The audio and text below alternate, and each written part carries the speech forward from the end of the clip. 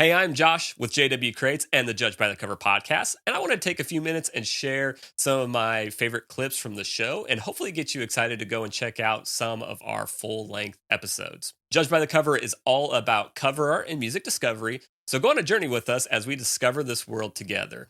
Starting in January of 2025, we are going to go to weekly drops with the expectation of having a new episode go live every Friday. So make sure you hit those follow and subscribe buttons so you can stay in touch with the show. In the meantime, check out some of our greatest hits.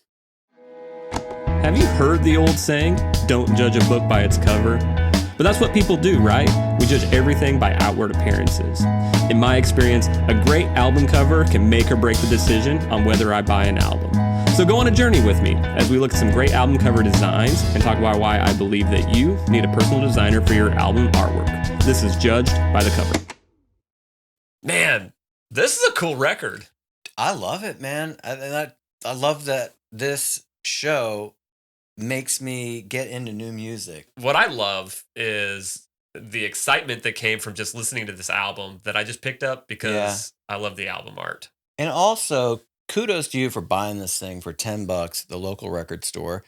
Thank goodness for local record stores, by the way. Let's preach. So it's really cool. It's really fun. It's really whimsical. And it just kind of, it drew me in. Like, I'll be honest, it's one of those covers where I did not expect the music to sound like it did by looking at the cover. Yeah. I was thinking maybe something kind of fun and folky, or maybe even like really poppy, synthy. Right. Right here, I've got an example of this is actually for a single. It's called The Dose by the man himself, Phil Hyland.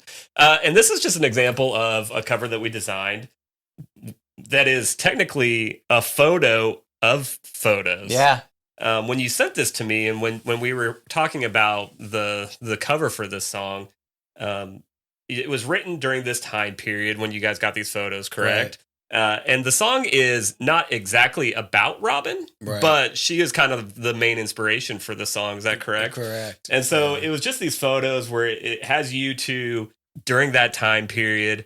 And it just captures a moment. And I think that's the thing that photos can do, is it captures a moment. I kind of love this like tension, like, why is he there? Yeah. And it just gives you these feelings of like maybe not feeling like you belong, or exploration and stuff like that. Yeah. And just this powerful imagery and stuff. You know, I also got a sense of discovery with this. Mm-hmm. You know, like, here's this astronaut. What do astronauts do? They go a great distance to explore because they're curious, or they feel like they're being called. Yeah. And that's the sense I get. I think this composition is really, like, I'm intrigued. You know, when I was a kid, it was like my Pandora was, we'd go to the music store. I'd have $10 in my pocket from cutting grass earlier that morning.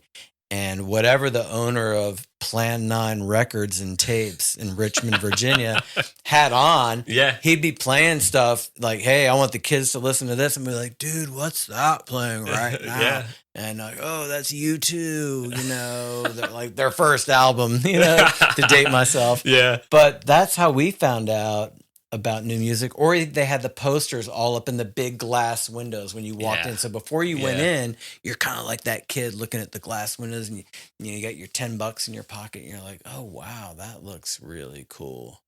I was going to ask, so like, how has his taste of music and just his love for music, how's that like influenced your love for music? So my dad started like really getting into vinyl. I was in high school. Wow, and perfect time. The band that caught my attention, I actually have a tattoo, is the Red Hot Chili Peppers. Right on. And I remember I think I was in 11th grade, and I had the Californication album on vinyl playing on my turntable, and my mom walks in and she's like, why are you listening to a song about fornication? Oh no! And I'm like, what's that?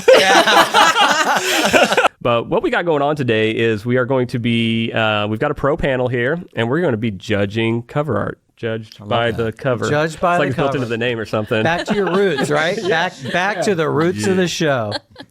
And so what we're doing is we're really just trying to get some different opinions on cover art and just wanting to see kind of how widely it's going to vary in opinion. I'm really surprised nobody talked about the coyotes that are running in the background here. Oh, They're really mischievous. I like those guys. Part of me wants to know if like all of them symbolize a song on the record, because I love like symbolism, cool. And so it would be really cool if that was the case, if each thing tied into, because it looks like a mess. If that is the in case, the front, then I'd like to change my number and raise it. Well, right, that's what I'm saying. Anytime I've seen a cover that does that, so that cool. actually like incorporates the songs, like you know that a lot of time and effort went into the creation of that. So.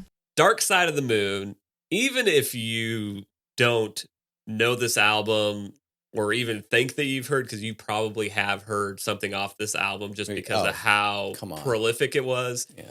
You have seen the imagery from this album cover. You can go to Target and buy the t-shirt now. Yeah. Yeah. So, and one of the articles I was reading, they talked about how even at this time, you know, that you could probably walk past Roger Waters on the street and not know who he was for, you know, the average person. Yeah. But they know what this is. Oh, yeah. Maybe this beam, the single white line going into the prism is just like the individual band members. And then this spectrum comes out when they get together, playing together and writing together. Yeah. And the music manifests being shot through this prism. And that's what you get, man. When you hear this music, it's almost like it's like a colorful palette of sound.